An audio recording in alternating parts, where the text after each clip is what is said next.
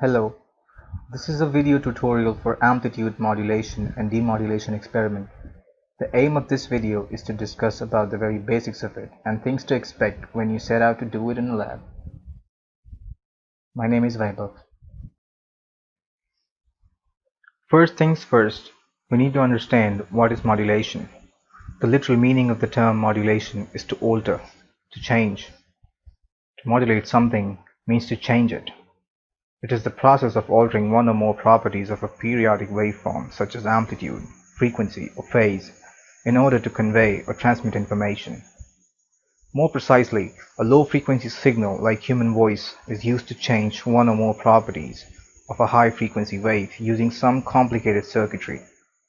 We call this process of alteration modulation. The high-frequency wave is called the carrier, as it carries the low-frequency signal across.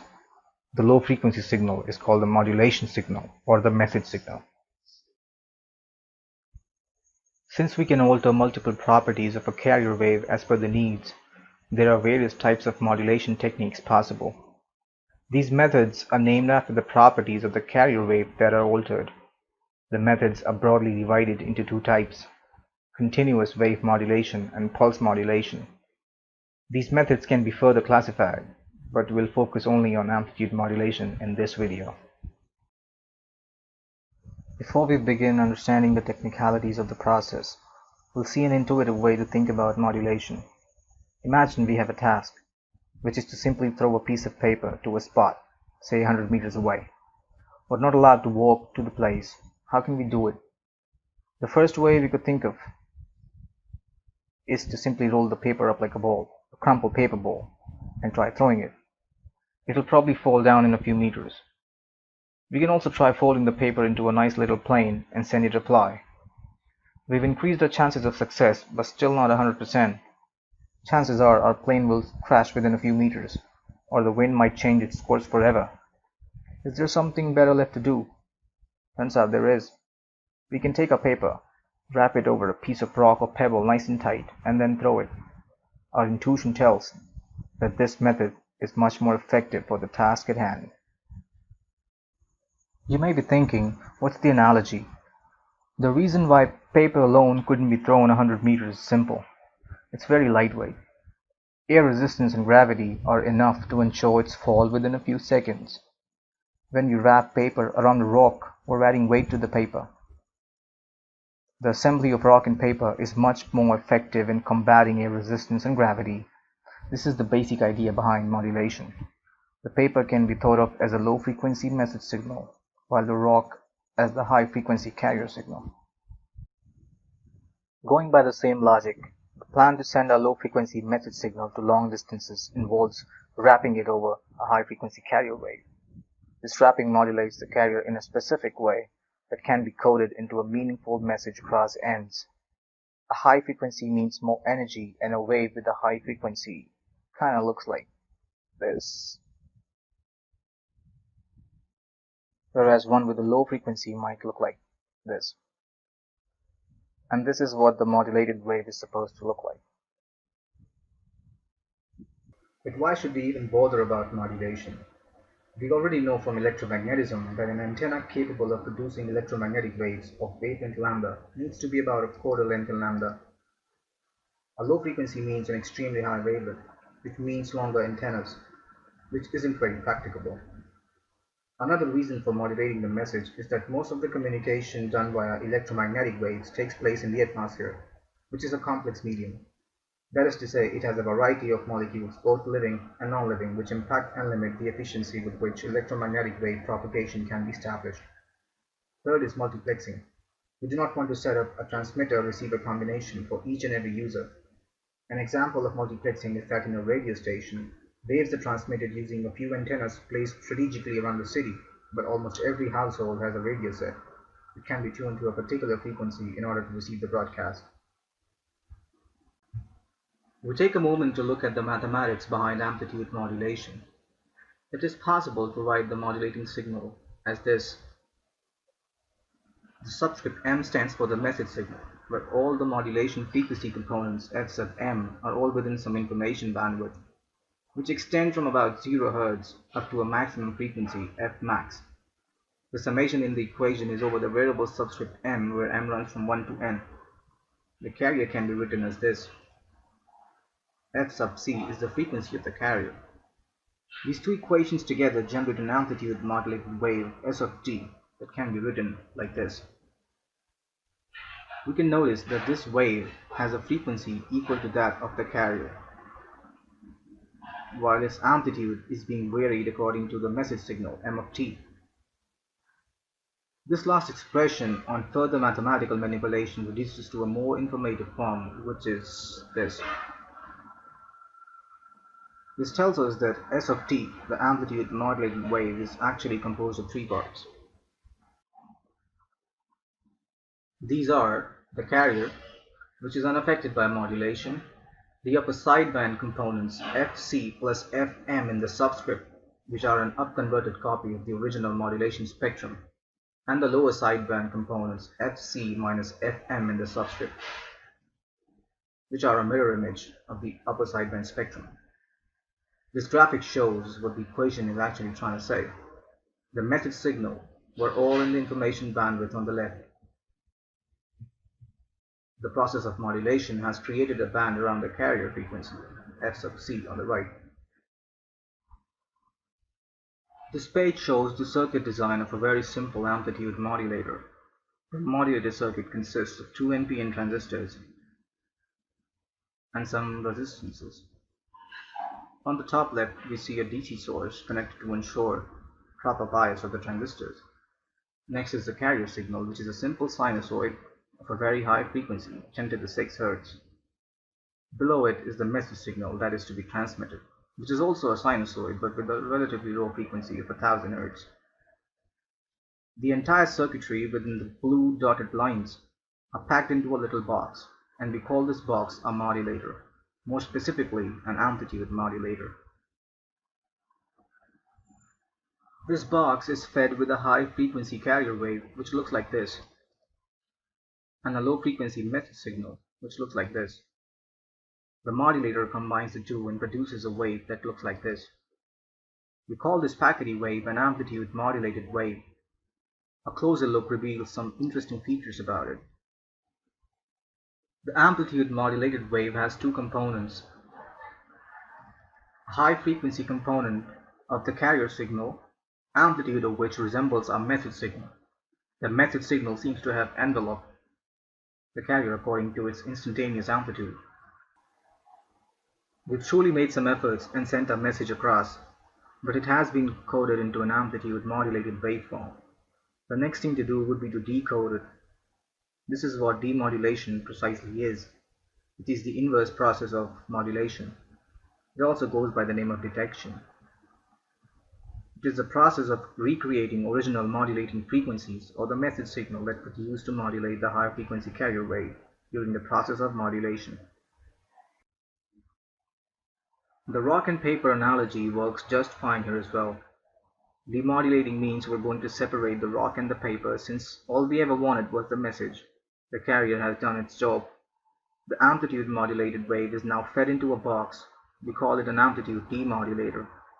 This box has some circuitry in it, which is basically a filter circuit designed to get rid of the high frequency components.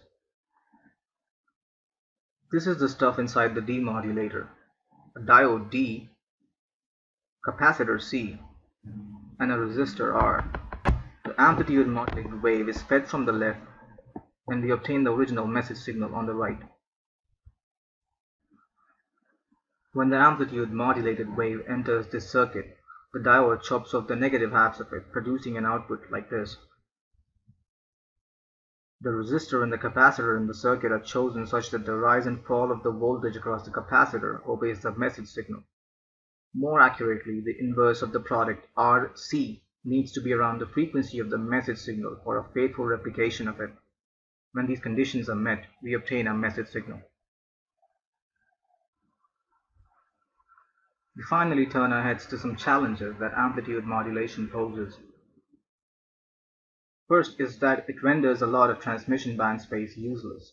The amplitude modulated wave essentially carries two copies of the modulation pattern, one in each transmission sideband.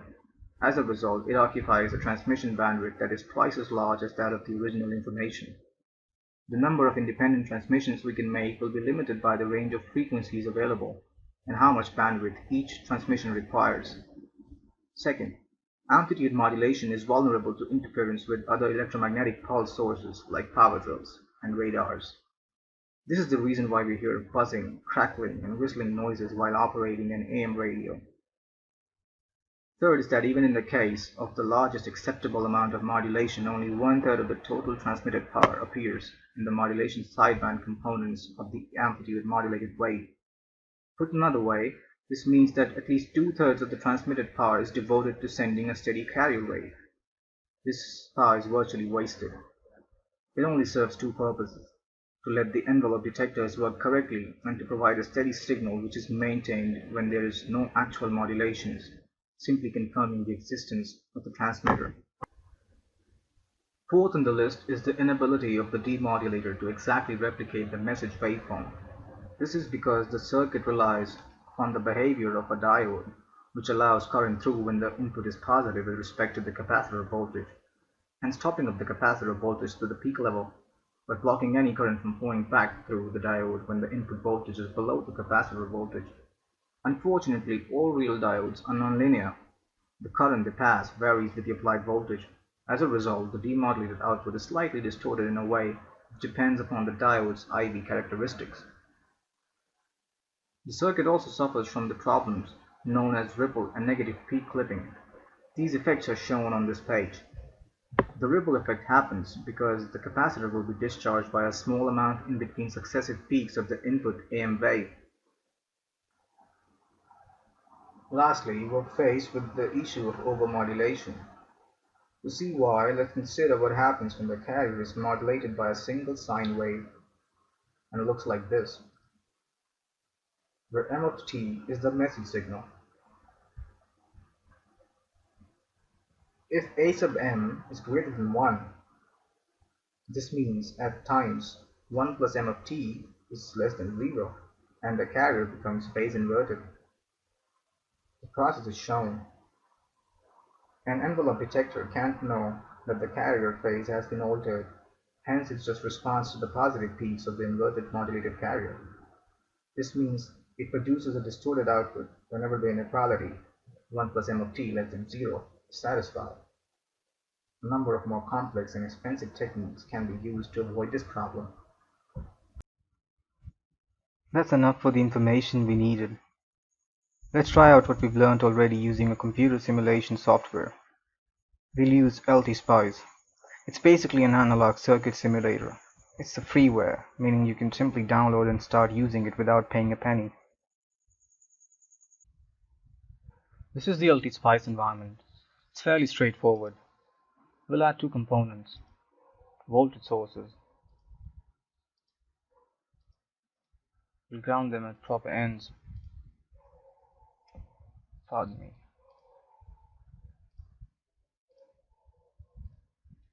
And one of these will be a message signal. I'll make this one a message signal.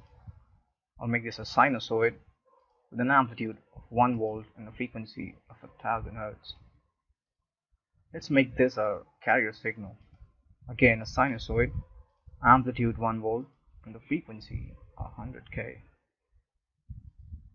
That's about it. We run the simulation. We want the simulation to go on for about 0.01 seconds. This screen right here will show the output. If I take the tester at this point, I get the message signal. At this point, we should expect a very high frequency carrier wave. And indeed, we get one. Now, in order to see the modulated wave, we should just add a trace right here. We'll include the two voltage sources and we'll simply multiply the two together, because this is basically what the amplitude modulator is doing. And we have our amplitude modulated wave. Let's see on the big screen. Here it is. This is the amplitude modulated wave that we obtained. We need to keep in mind that since we're doing it on a computer, we obviously aren't taking into account any dissipations that would be present in reality. What you'll observe on the CRO will be a bit different than this. Another interesting thing that we can do is to check if this wave really carries the various sidebands along with the baseband signal frequencies that we talked about. For that, we'll simply tell the computer to do the fast Fourier transform of this wave, or the FFT.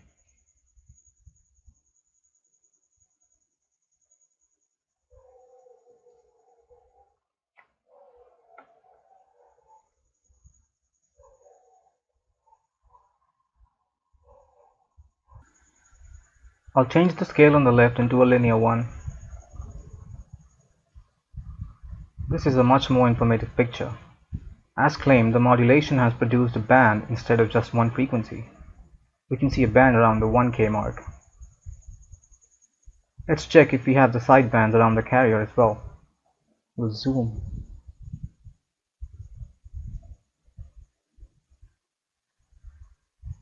We do. We can see that the carrier signal was peaked at 100K, but we can see a range of frequencies around 100K. This is the range of frequencies around 100K. Therefore, we verify that indeed modulation introduces sidebands and generates an array of different frequencies. Amplitude modulation was the earliest modulation method devised for transmitting audio in radio broadcasting and came into being around the year 1906. Since then, the technology has improved significantly. There is an advanced version of amplitude modulation that you might be interested in. Some transmission systems adopt a modified form of amplitude modulation called the single sideband modulation. This is essentially an AM wave with one sideband suppressed or filtered before transmission. SSB modulated transmissions are called either upper sideband, USB in short, or lower sideband, LSB, if you're in a hurry, depending on which sideband is used to carry the modulation information. By using the SSB modulation, we can double the number of transmissions which will fit into a given transmission band. However, SSB transmitters and receivers are much more complicated and expensive than the simple AM circuits described earlier. As a result, they tend only to be used for specialized purposes like aircraft or naval communications. We'll end the video with a small discussion on an amplitude modulation performance factor, followed by a quick revision. We're interested in knowing how good or bad the modulation is. An important parameter of an amplitude modulated wave in this regard is the index of modulation, also called the depth of modulation, which measures how strongly we've modulated the message signal. It is defined as the ratio of the amplitude of the modulation signal to the amplitude of the carrier signal. It is usually denoted by the Greek alphabet mu or the uppercase M. Multiplication by 100 gives us the percentage modulation. This is an example of an undermodulated wave for which the index of modulation is 0.5 or 50%. Second in line is what we call a perfectly modulated wave with an index of 1. The last one we've seen already and is termed an overmodulated wave. Its index of modulation exceeds 1. An amplitude modulated wave like this is bound to cause distortions in the output. Let's do a quick recap of the important points to take home from this tutorial. You should keep in mind that it is possible to communicate information by modulating a carrier wave. Amplitude modulation uses variations in the carrier size to convey information. These amplitude modulations can be demodulated using an envelope detector. We've also seen that this form of detector suffers from ripple and negative peak clipping distortions. The fact that the magnitude of the modulation must be limited to avoid distortions arising due to the carrier phase inversion. That single sideband and suppressed carrier methods exist and are less wasteful of transmission bandwidth and power. The drawbacks of these improved forms of AM is that the receiver or the demodulator becomes more complicated, expensive, and difficult to use. Lastly, the fact that the amplitude modulation is wasteful of transmission bandwidth and transmitter power and is sensitive to interference. The following resources were referred to while making this tutorial video. That's all folks. Thanks for watching.